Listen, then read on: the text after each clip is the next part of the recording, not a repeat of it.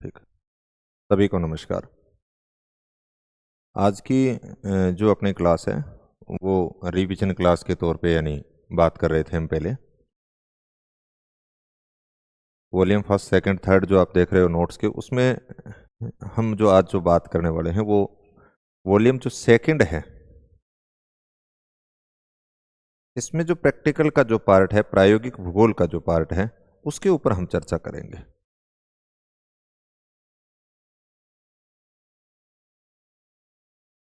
मैंने पहले भी बताया था कि संक्षिप्त में हम इस प्रकार से देखने की बात करेंगे कि भी कैसे कैसे प्रश्न इससे संबंधित है पूछे जाते हैं। ये जो प्रैक्टिकल का पार्ट है, मैंने बार बार विद्यार्थियों से ये सुना है कि सर बाकी तो ठीक है लेकिन प्रैक्टिकल वाला जो पार्ट है वो हमें बहुत मुश्किल लगता है, इस प्रकार से है। एक्चुअल में अगर देखा जाए तो ये बहुत छोटा सा पार्ट है। प्रायोगिक जो स्कूल लेक्चरर का जो सिलेबस है उसमें प्रैक्टिकल का पार्ट बहुत छोटा सा दे रखा है, जिसमें ये 5-6 टॉपिक दिए गए हैं। मापक की बात है, मानचित्र, फिर मानचित्र प्रक्षेप, स्थानिक सूचना प्रौद्योगिकी और समपटल सर्वेक्षण, और उसके बाद में यानी सांख्यिकी का जो पार्ट दे रखा है जिसमें माध्यम आदि का बहुलक, मानक, विचलन और सहसंबंध। ये एक अच्छा स्कोरिंग पार्ट है और हम यूं कह सकते हैं कि भी यहाँ से लगभग 15 के आसपास प्रश्न पूछे जाते हैं, जिसमें मानचित्र कला का और सांख्यिकी के दोनों के पार्ट को अगर मिलाकर के देखते हैं तो लगभग 14 हो सकते हैं, 16 हो सकते हैं, यानी औसतन हम यूं कह सकते हैं 15 प्रश्न के आसपास यहाँ से पूछे जाते हैं। और बहुत ही शानदार पार्ट है एक तरह से स्कोरिंग का, और टू द पॉइंट यानी सिलेक्टेड से प्रश्न यहाँ से पूछे जाते हैं। आप इन नोट्सों को अगर देखोगे तो इनके अंदर मेरे विचार से 70-80 पेज होंगे मुश्किल से ही, जो हैंड रिटन से लिखे गए हैं। और वो जो पेज जो हमने यहाँ पे लिख रखे हैं, मैं उसमें से आपको बताने की कोशिश करूँगा कि हम किस किस प्रकार से उसके अंदर ध्यान रखें, क्योंकि वो ही बातें लिखी गई हैं जो पेपरों के अंदर बार बार पूछी गई है, या उसके अकॉर्डिंग कैसे प्रश्न पुटअप किए जा सकते हैं, तो वो बात यहाँ पर की गई है। तो ये एक आपके लिए बहुत स्कोरिंग सा पार्ट है। जहाँ से भी जैसे भी मैटर से आप अपना पढ़ रहे हो, इस पार्ट को विशेष तौर से अच्छा सा तैयार कर लें। ज़्यादा जितना मुश्किल है नहीं, जितना इसको बना रखा है यानी कॉम्प्लिकेटेड कर रखा है कि भी प्रैक्टिकल के पार्ट में ऐसा है, जबकि एक्चुअल में ऐसा कुछ नहीं है। तो मैंने बताया कि ये पार्ट आपका यहाँ से लगभग 10 सवाल पूछे जाते हैं, जो मापक, मानचित्र, मानचित्र प्रक्षेप, स्थानिक सूचना और समपटल सर्वेक्षण, यानी हम यूं कह सकते हैं कि 10-12 प्रश्न के आसपास यहाँ से होते हैं। 8 हो सकते हैं, 10 हो सकते हैं, 11 हो सकते हैं। और सांख्यिकी वाला पार्ट है, इसमें आप यूं कह सकते हो 4 से 6 प्रश्न यहाँ से बनते हैं।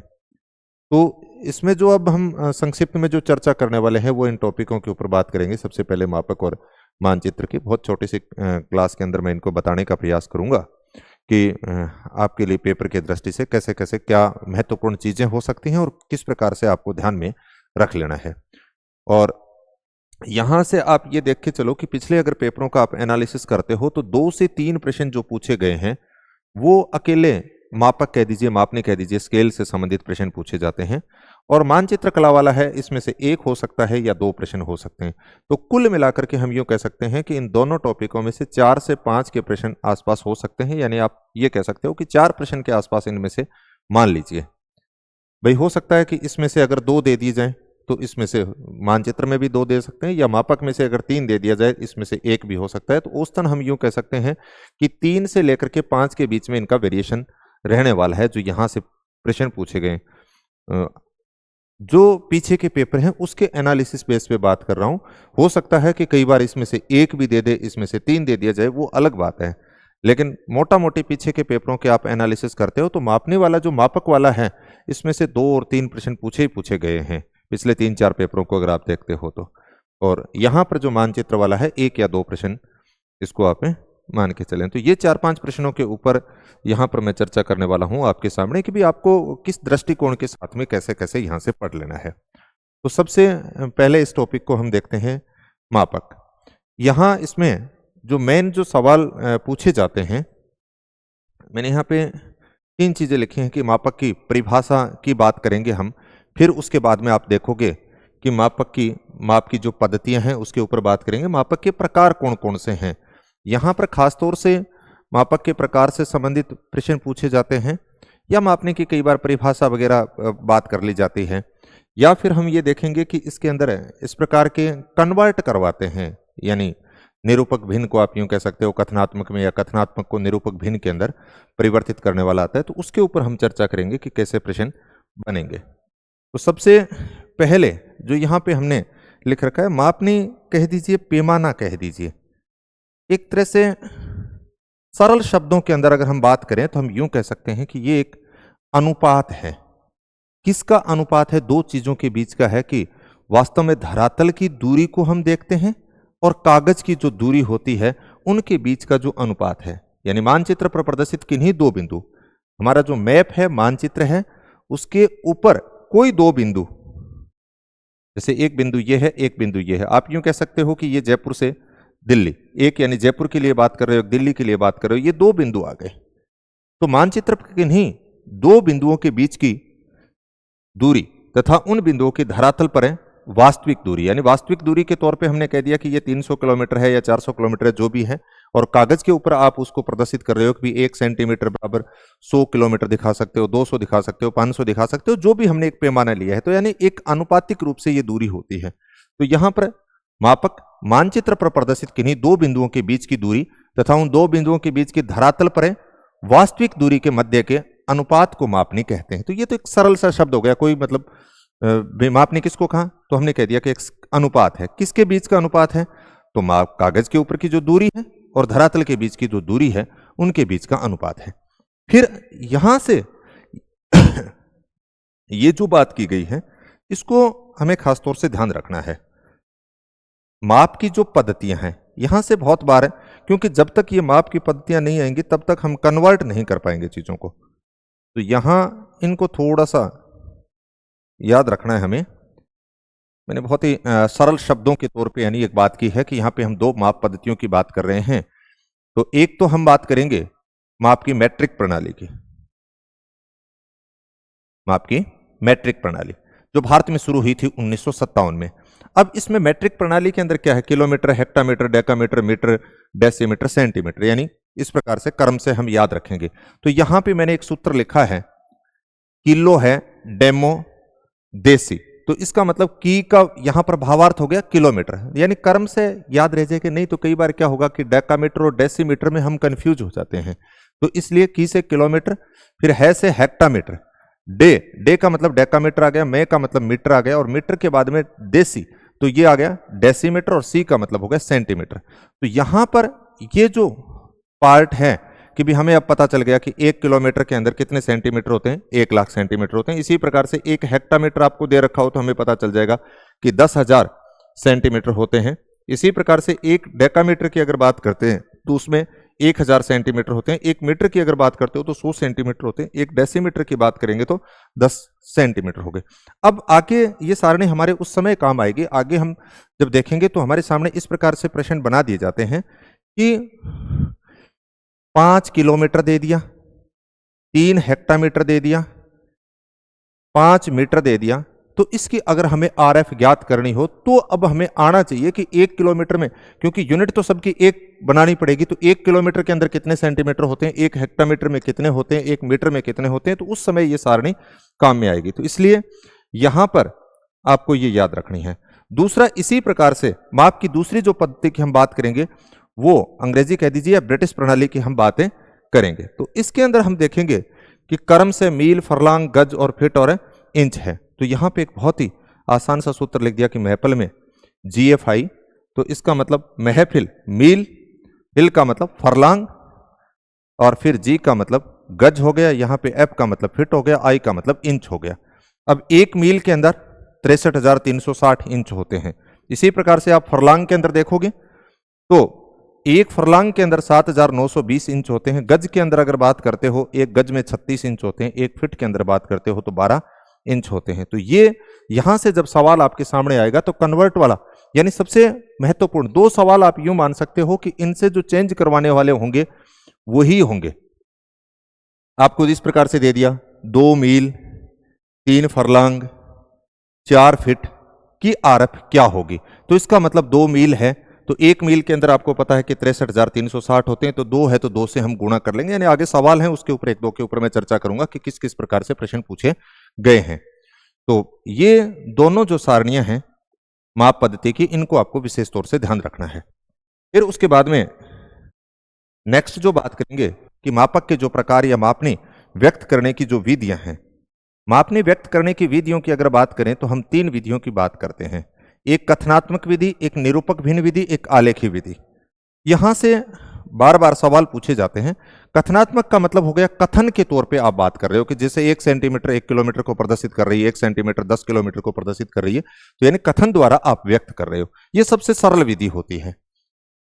फिर उसके बाद में दूसरी, जिसको निरूपक भिन्न विधि आप बोलते हो, तो इसमें हम भिन्न के रूप में प्रदर्शित करते हैं और यह सबसे महत्वपूर्ण विधि है, क्योंकि इसके अंदर कोई माप की पर्टिकुलर कोई प्रणाली, कोई इकाई, यूनिट नहीं लिखी हुई होती है। तो इसको हम सार्वभौमिक कहते हैं, सबसे महत्वपूर्ण कहते हैं, सबसे उपयोगी कहते हैं। बार बार इससे संबंधित प्रश्न पूछे जाते हैं और जिसको हम भिन्न के रूप में प्रदर्शित करते हैं। तो मापनी व्यक्त करने की सबसे सर्वाधिक उपयोगी विधि कौन सी है, बार बार प्रश्न पूछा गया, तो निरूपक भिन्न विधि या जिसको आरएफ आप बोलते हो, यह विधि आ जाएगी।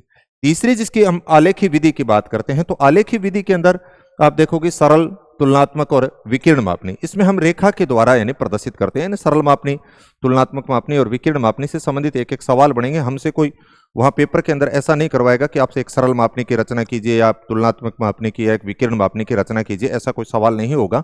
सरल मापनी के द्वारा क्या प्रदर्शित किया जा सकता है, या तुलनात्मक में क्या प्रदर्शित कर सकते हैं, या विकिरण में क्या प्रदर्शित कर सकते हैं, उसके ऊपर बात करेंगे।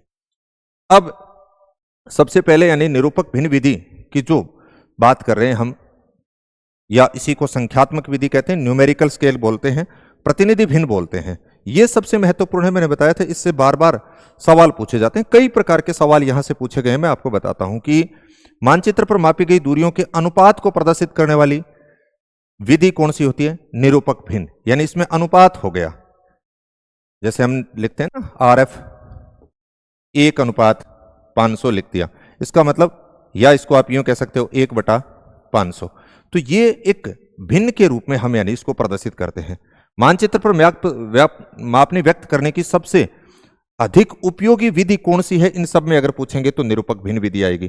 क्यों है? क्योंकि इसमें हम ये देखेंगे कि अंश और हर के माप की इकाई सभी देशों में सदैव वही रहती है, यानी पर्टिकुलर कोई अलग से यूनिट नहीं दे रखी है, क्योंकि इसमें तो ये बताया गया कि 1 का अनुपात ये है और यही सार्वभौमिक मेथड के तौर पे यानी इसको काम में लिया जाता है। तो बार बार ये प्रश्न पूछे जाते हैं।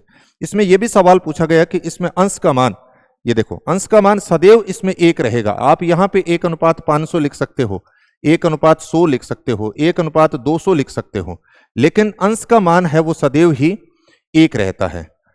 तो ये भी थोड़ी सी इसमें ध्यान रखने वाली है। इसमें इकाई का कोई उल्लेख किया नहीं जाता, न हम मीटर लिख रहे हैं, न सेंटीमीटर लिख रहे हैं, न डेसीमीटर लिख रहे हैं, न मील लिख रहे हैं, फरलांग लिख रहे हैं, ऐसा कुछ नहीं लिख रहे हैं। न गज लिखा है, न यार्ड लिखा है, तो यानी कुछ भी नहीं लिखा, इसमें इकाई का उल्लेख नहीं होता है। इसीलिए इसको समझने में आसानी होती है कि ये 1 अनुपात इतना है। तो इसमें अंश और हर के दोनों के रूप में हम इसको व्यक्त करते हैं और अंश का मान सदैव 1 रहता है। यह भी बार बार यहां से प्रश्न पूछा जाता है।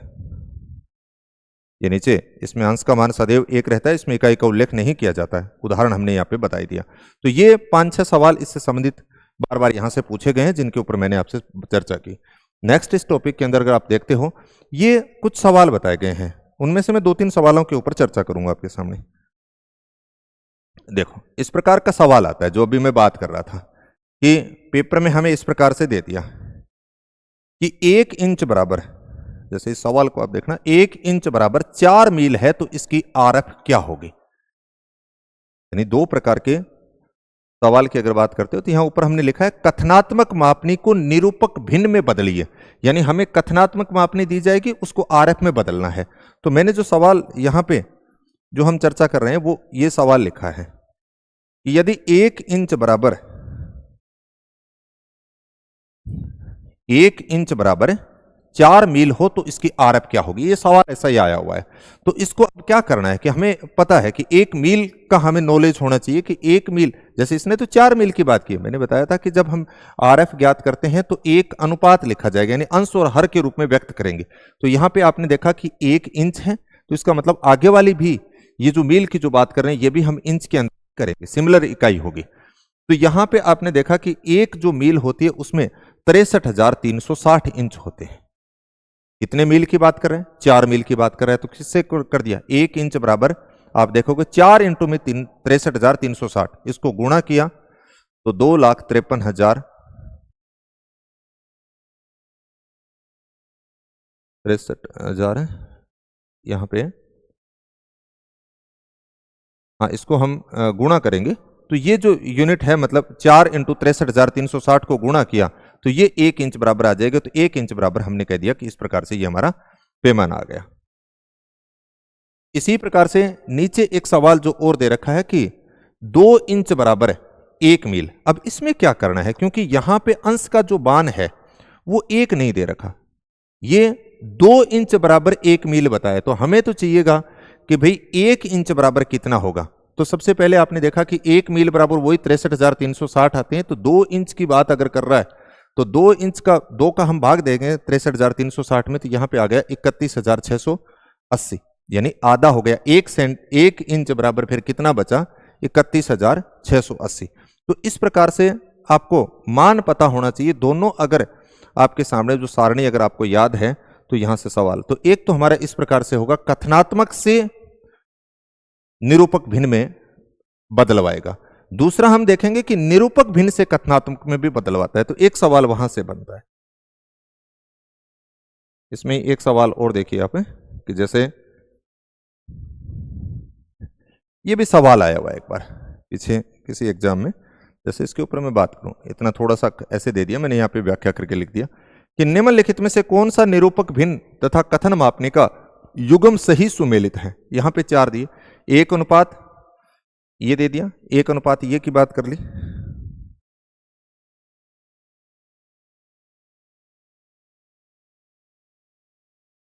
एक लाख 2,02,960 दे दिया, 1 अनुपात 1,02,960। यहां पे दिया 1 अनुपात 1,04,760 और 98,372, 1 अनुपात 1,36,526। अब ये इसने 4 सामने सबके सामने ये लिख दिया कि 1 मील 6 फरलांग 86 गज।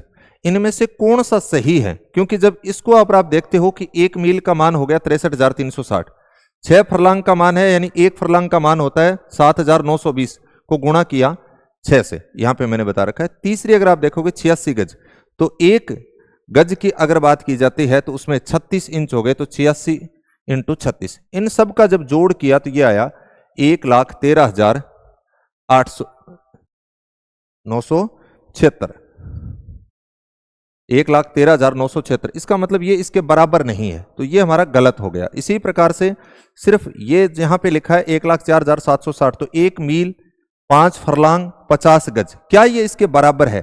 कहने का मतलब इनको जब आप कन्वर्ट करते हो तो वो मान इसके बराबर आना चाहिए, तो ही वो सही होगा।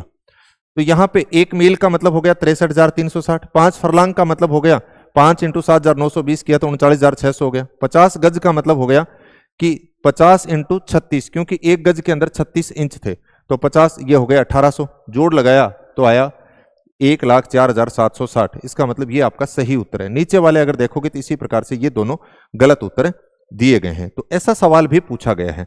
तो ये हमारा हो गया कि उसमें एक साइड के अंदर आपको कथन दे रखे हैं और एक साइड के अंदर उनके मान दे रखे हैं, तो वो पैरेलल बराबर हैं कि नहीं है। यहां 3 प्रकार के प्रश्न होंगे, इस प्रकार से कन्वर्ट करवाया जा सकता है, सत्य असत्य पूछे जा सकते हैं, या फिर हम देखेंगे दूसरा जो आपके सामने सवाल ऐसा आएगा कि निरूपक भिन्न को कथनात्मक मापनी में बदलिए, निरूपक भिन्न को कथनात्मक मापनी में बदलिए। जैसे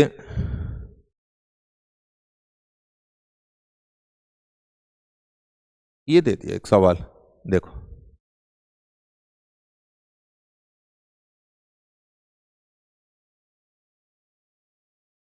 ये देखना, 1 अनुपात 20,000 किसके बराबर है? 1 अनुपात 20,000 आरएफ दिया, 1 अनुपात 20,000 किसके बराबर है? क्योंकि यहां पे हमें निरूपक भिन्न दे रखी है और इनमें कथनात्मक में चेंज करना है।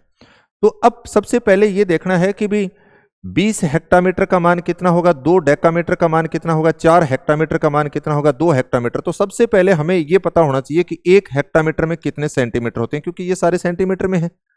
तो अब हमें यहां पे ये पता होना चाहिए कि 1 हेक्टामीटर का मान कितना होता है, 1 डेकामीटर का मान कितना होता है। जब तक आपको हेक्टामीटर और डेकामीटर का मान नहीं आएगा तब तक ये सवाल सही नहीं होगा। 1 हेक्टामीटर की अगर बात करते हैं 10,000 सेंटीमीटर हो गए, 1 डेकामीटर की बात करते हैं 1,000 हो गए। अब जो आगे यूनिट दे रखी है उसके साथ में हम गुणा कर लेंगे। 20 इंटू 10,000 को कर दिया, 2 इंटू 1000 को कर दिया, यहाँ पे 4 हेक्टामीटर तो वही 4 इंटू 10,000 कर दिए, 2 हेक्टामीटर इसका मतलब 2 इंटू 10,000 को गुणा कर दिया। अब बात यह आती है कि आरएफ 1:20,000 की बात कर रहे हो, तो यहां पर 2 इंटू 10,000 की बात की तो ये 1:20,000 आ जाएगा। तो ये तीनों के अंदर, क्योंकि यहां पे तो आप देख रहे हो कि 2 लाख आ रहा है, ये आ गया 2,000 की बात आ गई, ये 4,000 की बात आ गई, तो हमें तो क्या चाहिए 1:20,000। तो इस प्रकार से ये जो सवाल 5-7 अभ्यास के तौर पे दिए गए हैं उनको आप अभ्यास करके देखें, तो यहां से 2 सवाल लगभग पूछे जाते हैं बार बार पेपरों के अंदर।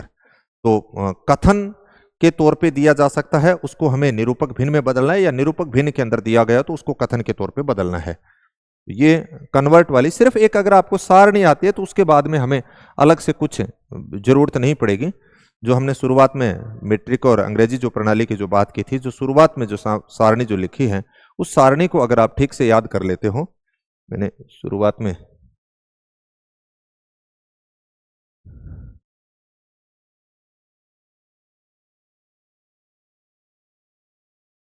ये जो दोनों प्रणाली, मैट्रिक प्रणाली और अंग्रेजी की माप प्रणाली, ये मील, फरलांग, गज, फीट, इंच, और यहाँ पे kilometre, hectometre, decametre, metre, decimetre और सेंटीमीटर, तो ये दोनों जो चीजें हैं यहां से अगर आपको आती है तो फिर ये टॉपिक बहुत आसान है। मात्र इसमें 5 मिनट आपको लगते हैं, उसके अलावा आपको, क्योंकि वो तो गणना है और वो उसी के बेस पे होगी, तो एक बार अगर आपका अभ्यास, अगर उन प्रश्नों को 10, 12, 15 प्रश्न दे रखे हैं, उन सबको आप अभ्यास के तौर पे कर लीजिए, उसके बाद में प्रश्न गलत यहां से नहीं होगा। अब इसमें एक छोटी सी बात हमें इस टॉपिक में और याद रखनी है, और वो इस प्रकार की है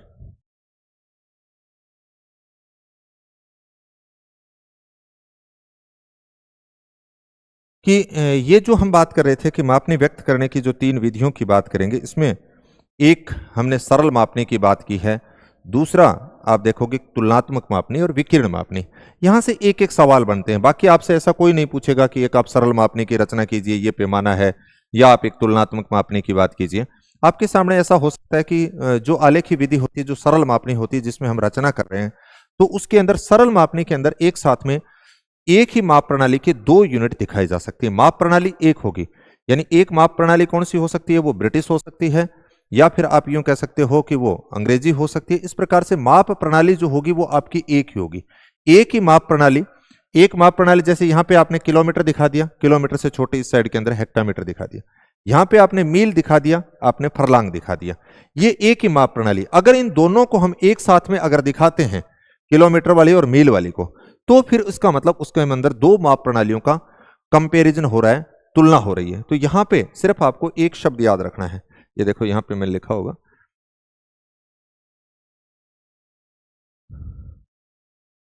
पेज के अंदर लिखा,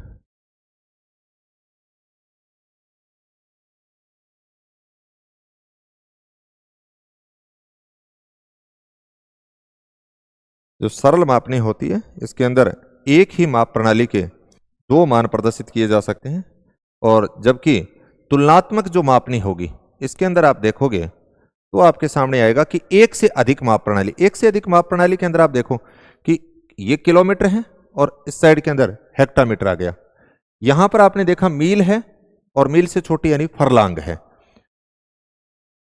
यहां पे फरलांग भी लिखा हो सकता है, यहां पे यार्ड या गज लिखा हो सकता है, यहां पे गज लिखा हो सकता है, यहां पे फिट लिखा हो सकता है। तो एक ही माप प्रणाली की बात नहीं कर रहे हैं, इसके अंदर जब तुलना कर रहे हैं तो 2 माप प्रणालियां आपको दिख रहे हैं, एक किलोमीटर की बात कर रहे हो, एक मील की बात कर रहे हो। अब इन दोनों माप प्रणालियों के अंदर बीच में ये जो 0 होता है वो एक सीध के अंदर रहेगा। तो आपको सिर्फ यहां पे इतना ही ध्यान रखना है कि तुलनात्मक, यहां पे मैंने लाइन लिखी है कि एक से अधिक माप प्रणालियों को एक साथ में प्रदर्शित किया जा सकता है, क्योंकि कंपैरिजन हो रही है, तुलना हो रही है, इसलिए। तीसरी जो आप देखोगे कि विकिरण, विकिरण से संबंधित 2 सवाल बनते हैं कि इसमें एक ही माप प्रणाली के 3 मान प्रदर्शित किए जा सकते हैं। एक ही माप प्रणाली के 3 कैसे, जैसे किलोमीटर, किलोमीटर से छोटा हो गया हेक्टामीटर, हेक्टामीटर से छोटे की बात करेंगे डेकामीटर।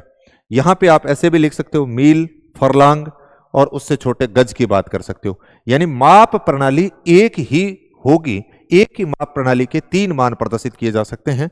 तो इसका गौण जो भाग होगा, इसमें एक ही माप प्रणाली के 3 मान प्रदर्शित किए जाते हैं। इसमें गौण भागों में विकिरणों के माध्यम से दर्शाया जाता है। ये 2 सवाल बनते हैं। बाकी हमसे कोई ऐसा नहीं बनवाएगा कि आप विकिरण मापने की रचना कीजिए, आप तुलनात्मक मापने की कीजिए या सरल मापने की बात कीजिए। तो इस प्रकार से इसमें 2 या 3 चीजों के ऊपर आपको फोकस करना है। सबसे पहले मापनी आपको पता चल गया कि एक अनुपात है, वो किसका है, कागज के ऊपर जो दूरी थी और धरातल के ऊपर जो दूरी थी उनके बीच का अनुपात है।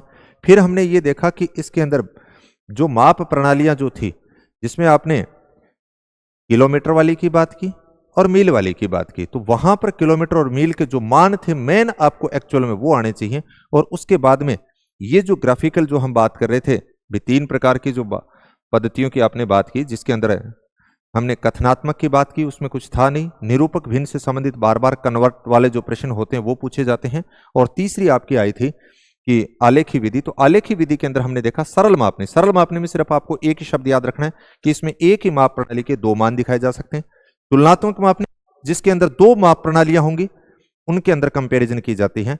और तीसरी आपके सामने आती है विकिरण मापनी, जिसमें एक ही माप प्रणाली के 3 मान प्रदर्शित किए जाते हैं। तो इतनी सी बात इस टॉपिक के अंदर याद रखनी है। नेक्स्ट, दूसरा जो टॉपिक है मानचित्र वाला है। बहुत छोटा सा टॉपिक है मानचित्र का भी।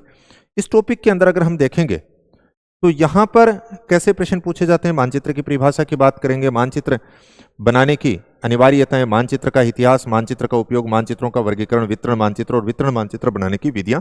आपका जो 11th 12th की जो किताब है उसके अंदर भी काफी अच्छा इसके ऊपर बात की गई है मानचित्र के ऊपर।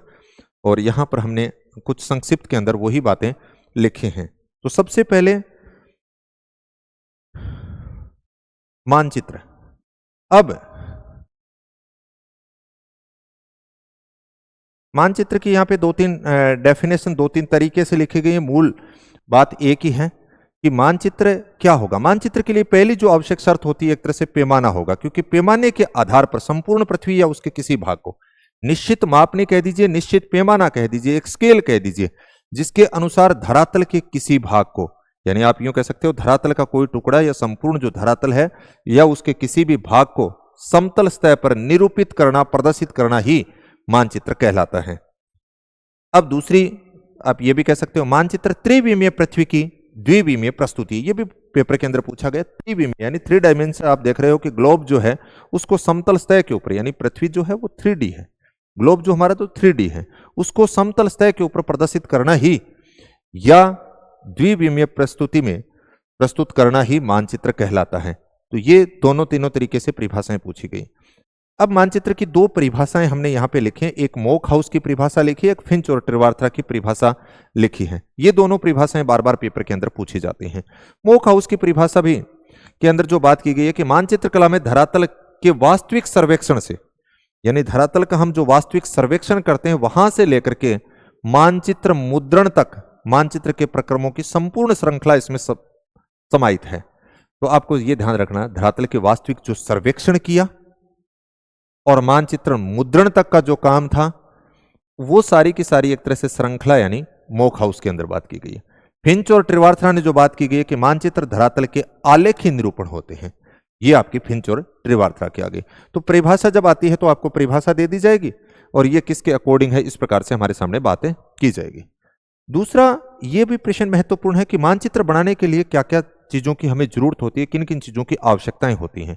तो यहाँ पे हमने 4-5 शब्द लिखे हैं कि एक तो हमें मापने की जरूरत होती है, क्योंकि स्केल होता है कि जब हम कह रहे हैं कि संपूर्ण पृथ्वी या उसके किसी भाग को समतल सतह के ऊपर मापने के अकॉर्डिंग, स्केल के अकॉर्डिंग छूटा कर रहे हैं, तो इसका मतलब पहली शर्त होगी ना मापने के अकॉर्डिंग अगर आप बनाते हो तो वो मानचित्र नहीं होता है, वो एक रेखा चित्र होता है। तो मानचित्र बनाने के लिए पहली जो आवश्यक शर्त होती है उसके लिए हम यूं कहते हैं कि पैमाना होना चाहिए, मापनी होनी चाहिए।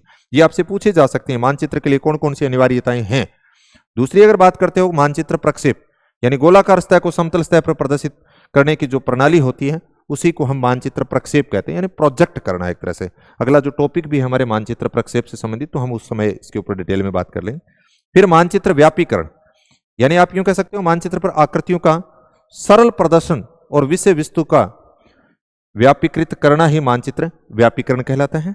और मानचित्र अभिकल्पना, मानचित्र की आलेखी विशेषताओं को योजनाबद्ध करना ही मानचित्र अभिकल्पना कहलाता है। और मानचित्र का निर्माण व प्रस्तुति। आप सिर्फ इतना शब्द याद रख लेंगे, मापनी, मानचित्र प्रक्षेप, मानचित्र व्यापीकरण, मानचित्र अभिकल्पन और मानचित्र का निर्माण और प्रस्तुति, ये सारी की सारी मानचित्र के लिए अनिवार्यताएं हैं। फिर उसके बाद में इस टॉपिक के अंदर जो हम बात करेंगे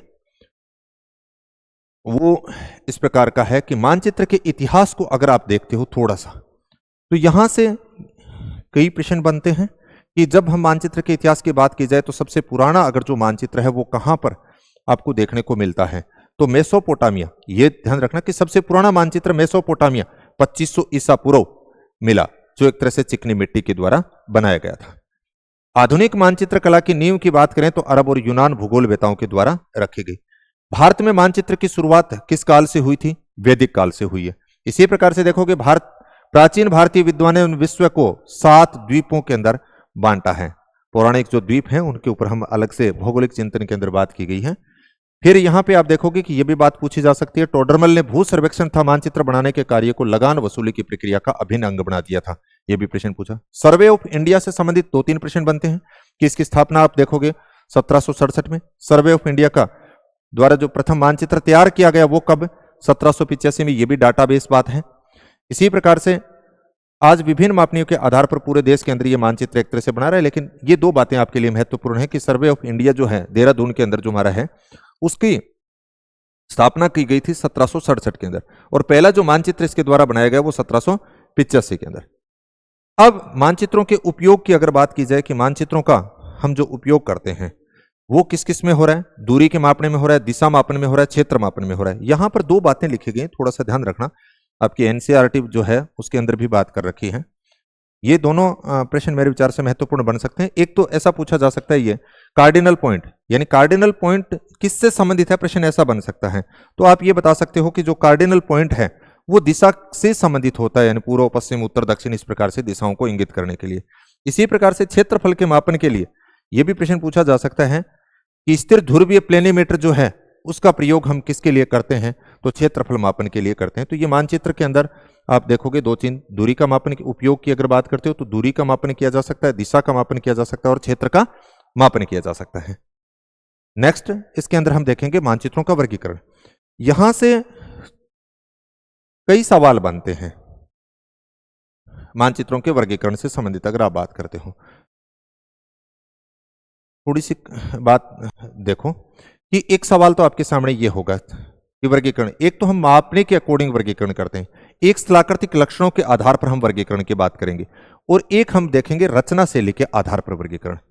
तो ये जो मापने के अनुसार वर्गीकरण किया गया, यहां से आपके सामने कई बार प्रश्न पूछे गए। मापने के अकॉर्डिंग देखेंगे 2 भागों में बांटेंगे, एक वृहद मापनी और एक लघु मापनी के तौर पे। तो वृहद मापनी और लघु मापनी। अब प्रश्न आता है कि वृहद मापनी के मानचित्र कौन कौन से, लघु मापनी के कौन कौन से? तो वृहद मापनी के अंदर यानी जो सबसे बड़ा जो एक तरह से मापने के ऊपर होगा वो भू संपत्ति मैप होगा, उससे छोटा जो होगा वो स्थलाकृतिक मानचित्र होगा। इसी प्रकार से आप लघु मापनी के ऊपर जाओगे तो फिर दीवारी मैप, यानी दीवारों के ऊपर जो हम वॉल मैप जो लगाते हैं वो दीवारी मैप आ जाएगा, और सबसे छोटा जो मापनी के ऊपर होगा वो एटलस मैप होंगे। यानी हमारी जो एटलस होती है, एटलस मतलब मानचित्रों का जो संग्रह होता है उसको हम एटलस बोलते हैं। तो एटलस मानचित्र जो होते हैं वो सबसे छोटी मापनी के ऊपर बने होते हैं। तो यहां पर इनका क्रम भी आपसे पूछा जा सकता है कि ये सबसे बड़ी मापनी पे है भू संपत्ति वाला, फिर उससे छोटे की बात करते हो स्थलाकृति, फिर दीवारी और फिर एटलस मैप। यानी ये सबसे छोटी मापनी पे बना हुआ है और भू संपत्ति मानचित्र सबसे बड़ी मापनी के ऊपर बना हुआ है। इनका क्रम पूछा जा सकता है कि सबसे बड़ी से छोटी या छोटी से बड़ी, इस प्रकार से। ये नीचे एक प्रश्न मैंने लिख भी रखा है यहाँ पे कि पूछा गया, बहुत बार पूछा गया कि बड़ी से छोटी मापनी के अनुसार आप क्रम से व्यवस्थित कीजिए। जैसे 1 2 3 4 लिख दिया, भू संपत्ति हो गया, स्थलाकृति हो गया, दीवारी मैप हो गया, एटलस मानचित्र हो गया। अब भू संपत्ति मानचित्रों को कैडस्ट्रल मानचित्र कहते हैं, और ये जो मानचित्र होते हैं नाम से स्पष्ट है, भू संपत्ति यानी भूमि के ऊपर जो हमारी पर्सनल जो संपत्तियां होती हैं, जैसे खेत की बात करते हो आप, किसी प्लॉट की बात करते हो या किसी सीमा की बात करते हो, तो वो जो छोटी छोटी सीमाएं जो दिखाई जाती हैं, या पटवारी के द्वारा जो नक्शा बनाया जाता है, या नगर पालिका के नक्शे की अगर बात करते हो, तो वो सारे के सारे आप वृहद मापनी के ऊपर प्रदर्शित कर सकते हो, यानी भू संपत्ति मानचित्र के ऊपर प्रदर्शित करेंगे। भू संपत्ति मानचित्रों को ही कैडस्ट्रल मानचित्र कहते हैं, सबसे वृहद मापनी पे बने होते हैं। ये सारे सवाल पूछे गए ऐसे कैसे। और क्षेत्रीय संपत्ति पंजिका एक तरह से बोल दी, क्योंकि खेतों की, घरों की, इस प्रकार से जो हमारी संपत्ति होती है उसको पर्सनल दिखाया गया है। पटवारी का नक्शा, प्रश्न ऐसे आ गया कि पटवारी का जो नक्शा प्रदर्शित किया जाता है वो किस मापनी के ऊपर होगा, तो हम बताएंगे वृहद मापनी में भू संपत्ति जो मानचित्र होते हैं उसके ऊपर घर खेत की सीमाओं का जो प्रदर्शन किया जाता है। दूसरी जो स्थलाकृतिक मानचित्र की बात करते हो तो ये मध्यम मापनी होती है एक तरह से, वैसे तो बड़ी मापनी के अंदर यानी छोटा हो गया लेकिन इससे छोटी हो गई, तो या टोपोशीट जो हमारी तैयार की जाती है इसमें प्राकृतिक और सांस्कृतिक लक्षणों को आप यूं कह सकते हो कि बड़े बड़े प्राकृतिक और सांस्कृतिक लक्षण तो दिखाए जाएंगे लेकिन हर एक खेत की घर की बाउंड्री है वो इसके ऊपर नहीं दिखाई जा सकती है। जैसे उच्चावच दिखा सकते हो, वनस्पति दिखा सकते हो, परिवहन दिखा सकते हो, बस्तियां आप दिखा सकते हो, लेकिन हर एक घर की सीमा, हर एक खेत की सीमा इसके ऊपर नहीं दिखाई जा सकती है। तीसरी जो हम बात कर रहे थे कि लघु मापनी के ऊपर अगर बात करते हो तो दीवारी मानचित्र आ जाएगा, उसके बाद में एटलस मानचित्र आ जाएगा। तो ये पार्ट छोटा सा दिख रहा है लेकिन यहां से बहुत सारे प्रश्न हैं वो बनते हैं। फिर उसके बाद में स्थलाकृतिक लक्षणों के अकॉर्डिंग अगर बात करते हैं तो हम दो भागों में बांट देंगे। स्थलाकृतिक लक्षणों के अकॉर्डिंग देखें तो दो भागों में कौन कौन से हो गए, एक तो आपके सामने आ गया उच्चतादर्शी मानचित्र और दूसरा आप देखेंगे प्लेनिमेट्री मानचित्र। उच्चतादर्शी इसके अंदर नाम से स्पष्ट है, इसमें हम उच्चावचों का प्रदर्शित कर रहे हैं और जिसमें हेस्यूर के द्वारा, समोच्च रेखा के द्वारा, तल चिन्ह के द्वारा, बेंचमार्क के द्वारा, ये उच्चतादर्शी मानचित्र है। इसको डेप्थ में पढ़ने की जरूरत नहीं है क्योंकि उच्चतादर्शी मानचित्र अगर अलग से आपके सामने दे रखा है या उच्चावच की विधियां देते तो हम इसके बारे में डिटेल से पढ़ते हैं, हेस्यूर विधि के बारे में या समोच्च रेखा के बारे में या तल चिन्ह के बारे में या बेंचमार्क के बारे में। तो यहां पे सिर्फ आपको इतना नाम याद रख लेना है। प्लेनिमेट्री मैप की बात करते हो तो इसमें स्थलाकृतिक और आर्थिक तत्वों का प्रदर्शित किया जाता है।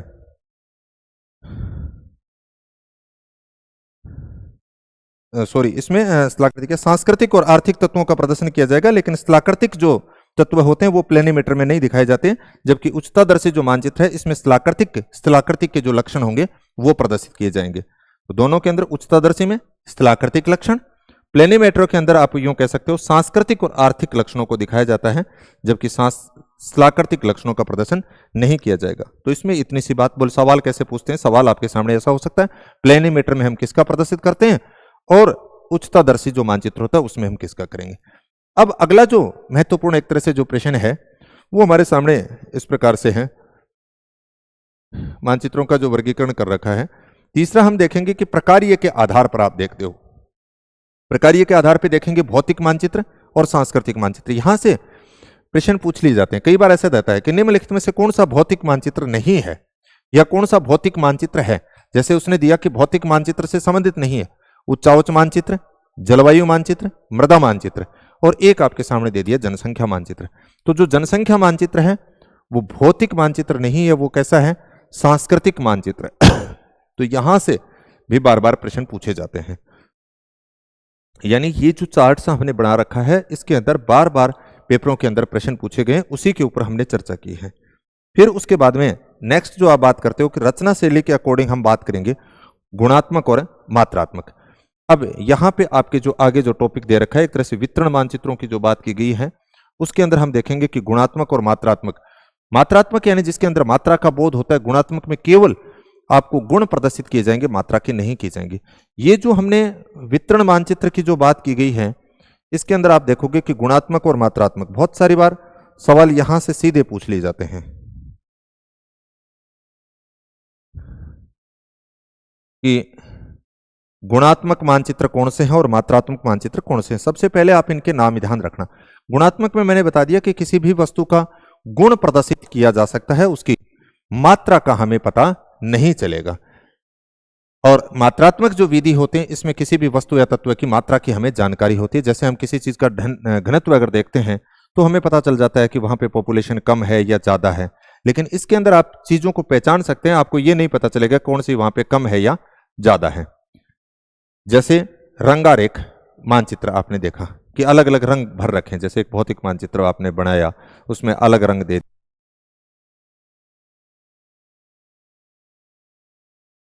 ये कितने भाग के ऊपर आपका ये चीज है। इसी प्रकार से अब प्रश्न ये हो गया कि निम्नलिखित में से कौन सा गुणात्मक मानचित्र है या कौन सा मात्रात्मक मानचित्र की विधियां हैं। तो गुणात्मक मानचित्र के अंदर आपको ये सारी याद रखनी है, रंगारेख विधि, चित्रीय विधि, वर्ण प्रतीकी विधि, नामांकन विधि और छाया विधि। अब इसमें देखो रंगारेख जो विधि है इससे संबंधित बार बार प्रश्न पूछे जाते हैं जिसको कोरोक्रोमेटिक बोलते हैं। इसमें हम किसी भी चीजों को यानी रंगों के द्वारा हम प्रदर्शित करते हैं और दूसरी जो चित्रीय विधि होती है, इस विधि के अंदर हम मानचित्र के ऊपर चित्र बना दिया, मतलब जैसे चित्र खासतौर से आपने कहीं पे कोई मंदिर दिखा दिया, या आपने कोई रेलवे स्टेशन दिखा दिया, आपने किसी मस्जिद की बात कर ली, आपने किसी दुर्ग की बात कर ली, तो ये खासतौर से पर्यटक जो होते हैं उनके लिए दर्शनीय स्थल, रेलवे स्टेशन, ये चित्र बना करके हम दिखा देते हैं। जैसे हमें कई बार लैंग्वेज नहीं आता, हम जयपुर घूमने के लिए गए, वहां पर जो पर्यटन विभाग के द्वारा एक मानचित्र जो तैयार किया गया, तो उसमें हम ये देखते हैं कि ये चीजें यानी देखने वाली होती हैं, तो हमें उन चित्रों से ये पता चल जाता है कि यहाँ पर ये चीज इंगित की गई है और ये चीज देखने वाली है। तो ये खासतौर से जो टूरिस्ट होते हैं, जो पर्यटक जो होते हैं, उनके लिए उपयोगी होते हैं, जिसमें चित्रीय विधि का प्रयोग किया जाता है। तो चित्रीय विधि की बात करें, गुणात्मक मानचित्र में सम्मिलित है। रंगारेख विधि की बात करें, गुणात्मक मानचित्र में सम्मिलित है। वर्ण प्रतीकी की बात करेंगे, इसका मतलब ये भी गुणात्मक में है। नामांकन की बात करेंगे तो इसमें पूरा नाम लिख दिया जाता है। पूरा नाम का मतलब हो गया, जैसे आप गेहूं की फसल की बात कर रहे हो तो आपने गेहूं लिख दिया, ऐसे चावल की दिखाना है तो आपने जैसे चावल लिख दिया, लोहा दिखाना है आपने लोहा लिख दिया, इस प्रकार से। और छाया विधि, इसमें काली स्याही के द्वारा अलग अलग छायाओं का एक तरह से प्रयोग किया जाता है, तो वो विधि हो जाएगी छाया विधि। तो ये सारे के सारे जो 4-5 जो हमने नाम लिखे हैं, वो विधियां कौन सी होंगी? गुणात्मक विधि होगी। दूसरी साइड के अंदर अगर आप देखते हो तो यहां पर जो बात की गई है वो मात्रात्मक विधियों की बात की गई है। तो मात्रात्मक विधियों के नाम देखोगे, वर्णमात्री विधि, सम्मान रेखा विधि, बिंदु विधि और आलेखी विधि। इन तीनों से संबंधित बार बार सवाल पूछे जाते हैं, वर्णमात्री से, सम्मान रेखा से और बिंदु विधि से। तो अब 2-3 के ऊपर मैंने इनके ऊपर सबके ऊपर यहाँ पे बात नहीं की गई, क्योंकि ये तो सामान्य, तो यहाँ पे इनका जिक्र कर लिया। एक रंगारेख विधि की बात की गई यहाँ पे कि अमात्रात्मक विधि कह दीजिए या गुणात्मक विधि के अंदर। अब इनके नाम पूछ ले जाते हैं। जैसे रंगारेख जो विधि है उसी को हम कोरोक्रोमेटिक विधि बोलते हैं। पहला प्रश्न ये हो गया। इसी को टिंट मैप बोलते हैं, क्योंकि इसमें रंगों का स्त्रीकरण होता है, अलग अलग रंगों को हम काम में लेते हैं इसमें। और अब ये भी प्रश्न पूछे जाते हैं, पर्वतीय क्षेत्र दिखाने के लिए गहरा भूरे रंग को काम में लेते हैं, या फिर आप यूं कह सकते हो पठारी क्षेत्र दिखाने के लिए जो हल्का, पठारी क्षेत्र के लिए हल्के भूरे रंग की बात आ गई। मैदानी क्षेत्र की अगर बात करते हो तो पीला रंग आ गया, कृषि क्षेत्र के लिए भी पीला आ गया, घास के लिए पीला आ गया, रेगिस्तान के लिए भूरा आ गया, वनों के लिए हरे रंग का प्रयोग करते हैं। तो विश्व के वनस्पति प्रदेश या प्राकृतिक प्रदेश दिखाने के लिए कोरोक्रोमेटिक मानचित्र बनती है। ये 4-5 प्रश्न बार बार पेपर के अंदर पूछे गए। बहुत बार ऐसा पूछ लिया कोरोक्रोमेटिक मानचित्र को ही, क्योंकि रंगारेख नाम दे नहीं देता है, रंगारेख तो नाम से स्पष्ट हो जाता है कि इसमें रंगों का प्रदर्शन करने के लिए।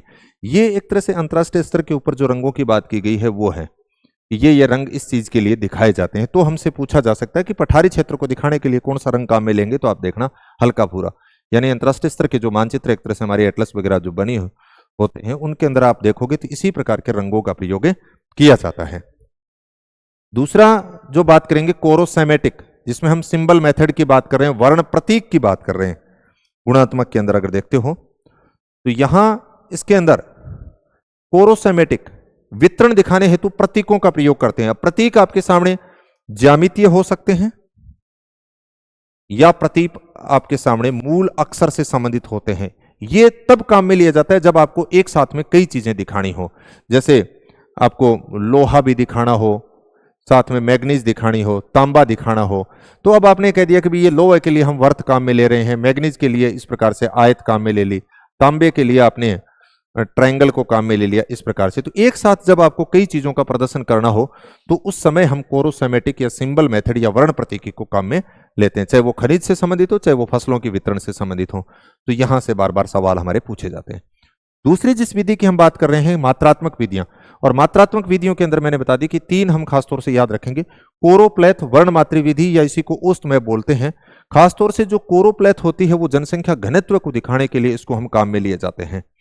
यानी जनसंख्या का जो घनत्व का जो प्रदर्शन होता है या फसल उत्पादन जो प्रति हेक्टेयर होता है उसको दिखाने के लिए इस विधि को काम में लिया जाता है। और क्षेत्रीय वितरण की ये बार बार प्रश्न पूछा गया कि सबसे विश्वसनीय तकनीकी कौन सी है, यही है।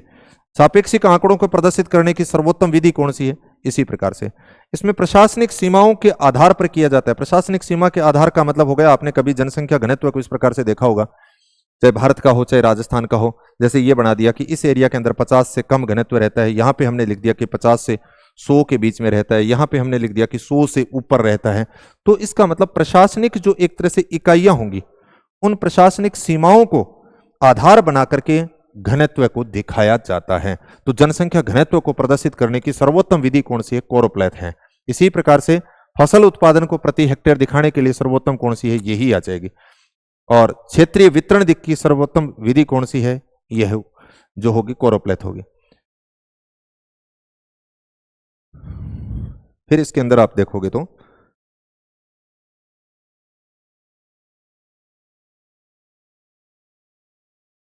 ये 3-4 डाटा मैंने नीचे लिखे, इनको थोड़ा सा अब ध्यान रखना। आगे जो बात की गई, बार बार यहां से प्रश्न पूछे गए हैं कि सापेक्षिक अगर आपके पास में आंकड़े हैं तो उनको दिखाने की सर्वोत्तम विधि कौन सी है? तो सापेक्षिक आंकड़ों को दिखाने की सर्वोत्तम विधि वर्णमात्री ही है। दूसरी, अगर निरपेक्ष आंकड़ों को दिखाने की बात करेंगे तो आगे अभी हम पढ़ेंगे बिंदु विधि। इसी प्रकार से जनसंख्या घनत्व को दिखाने के लिए सर्वोत्तम विधि वर्णमात्री यानी क्लोरोप्लेथ की बात करें, और जनसंख्या वितरण अगर दिखा रहे हैं तो हम बिंदु विधि को काम में लेंगे। इसी प्रकार से मानव भूगोल के अंदर अधिकतर काम में ली जाती है क्लोरोप्लेथ यानी वर्णमात्री विधि, और जलवायु विज्ञान के अंदर अधिकतम काम में लेंगे सम्मान रेखा विधि। तो ये 5-6 जो प्रश्न हैं, जो डाटा हैं, जो बार बार पेपर के अंदर पूछे जाते हैं, तो इनको आप थोड़ा सा ध्यान रख लें। इसी प्रकार से आइसोप्लेथ के ऊपर बात की गई। आइसोप्लेथ का मतलब हो गया कि समान मूल्य वाली जो चीजें होती हैं उनको दिखाने के लिए, खासतौर से जो जलवायु विज्ञान होती है उसके अंदर इस प्रकार के जो होता है वो हम काम में लेते हैं। अलग अलग प्रकार की ये जो सम्मान जो रेखाएं यहाँ पर लिखी गई हैं, इनसे संबंधित बार बार प्रश्न पूछ लिए जाते हैं, चाहे वो तापमान से संबंधित हो, चाहे वो दाब से संबंधित हो। तो ये सारी की सारी यहाँ पे महत्वपूर्ण है जो मैंने लिखी है नीचे। तो समान मूल्य वाले स्थानों को मिलाने वाली जो रेखा होती है उसको सम्मान रेखाएं कहते हैं, और ये जलवायु संबंधित जो तत्व होंगे, चाहे वर्षा, तापमान, इनको प्रदर्शित करने के लिए महत्वपूर्ण रहेगा। और यहां पर आप देखोगे कि समताप रेखाओं के प्रकार जो दे रखे हैं, इनसे संबंधित बार बार प्रश्न पूछ लिए जाते हैं, तो एक बार इनको भी आप यहां से पढ़ लें। फिर उसके बाद में नेक्स्ट बिंदु विधि से संबंधित 2 बातें आपके लिए महत्वपूर्ण हैं। 2 बातें कौन कौन सी, जिसके ऊपर मैं बात करना चाहूंगा। बिंदु जो विधि होती है उसमें हमने पहले भी बात की थी कि जनसंख्या के वितरण को दिखाने के लिए, निरपेक्ष आंकड़ों को दिखाने के लिए बिंदु विधि का प्रयोग खासतौर से किया जाता है। यानी निरपेक्ष वास्तविक वितरण दर्शाने हेतु जनसंख्या का वितरण हो, चाहे फसलों का वितरण हो, उसको दिखाने के लिए हम बिंदु विधि को काम में लेते हैं। अब बिंदुओं का जो आकार रखेंगे, आपने देखा होगा कई बार इस प्रकार से जो मानचित्र होता है, इस प्रकार से जो बिंदु का जो आकार होता है वो हमें समान रखना है इसके अंदर। अब यहां पर 2 चीजें दी गई हैं, बार बार जो प्रश्न होते हैं वो इनसे संबंधित पूछे जाते हैं। एक स्टिल जेन बोवर विधि और एक स्टैंड डी गियर विधि। अब इसमें क्या होगा, ग्रामीण और शहरी जनसंख्या के लिए काम में लिए गए हैं। गांव की जनसंख्या और शहरी जनसंख्या। जब आप गांव की जनसंख्या तो चाहे स्टिल जेन बोवर विधि में दिखाओ, चाहे स्टैंड डी गियर विधि में दिखाओ, उसको हम बिंदु के द्वारा ही दिखाएंगे। लेकिन शहर की जो जनसंख्या है, नगर की जो जनसंख्या है, स्टिल जेन बोवर विधि में नगरीय जनसंख्या को वर्तों के द्वारा दिखाएंगे। किसके द्वारा? वर्त के द्वारा। और स्टैंडिंग गियर विधि के अंदर आप देखोगे कि जो गोला होता है, यानी जो 3D जो होता है हमारा, उसके द्वारा हम दिखाएंगे, स्पीयर के द्वारा दिखाएंगे। बस इतना ही आपको ध्यान रखना है। बात यह होगी कि जैसे मुंबई एक महानगर है, उसकी जनसंख्या को अगर हम वर्त के माध्यम से दिखाएंगे तो एक इतना बड़ा वर्त बन गया, आप यूं मान लीजिए। गोले के द्वारा अगर आप दिखाएंगे तो आप इतने के अंदर ही दिखा सकते हैं। तो कहने का मतलब हो गया कि ये जो 2 विधियां हैं, इसके अंदर स्टिल जेन बोवर विधि और स्टैंड डी गियर विधि के अंदर ग्रामीण जनसंख्या को तो बिंदुओं के द्वारा ही प्रदर्शित किया जा सकता है, लेकिन नगरीय जो जनसंख्या होती है वो अलग अलग है। तो बोवर विधि में वर्त के द्वारा और गियर विधि के अंदर गोलों के द्वारा नगरीय जनसंख्या को दिखाया जाता है। तो ये कुछ संक्षिप्त में मैंने बातें यहाँ पे आपके सामने की, और यहाँ से मैंने पहले भी बताया था कि 3-4 प्रश्न जो दोनों जो टॉपिक हैं उनसे संबंधित हैं, पूछे जाते हैं। तो थोड़ा सा धैर्य के साथ आप इनको पढ़ें और अच्छे प्रश्न ठीक होंगे। कहीं कोई दिक्कत आने वाली बात है नहीं। फिर भी किसी प्रकार की कोई समस्या लगे तो आप पूछ सकते हो। धन्यवाद।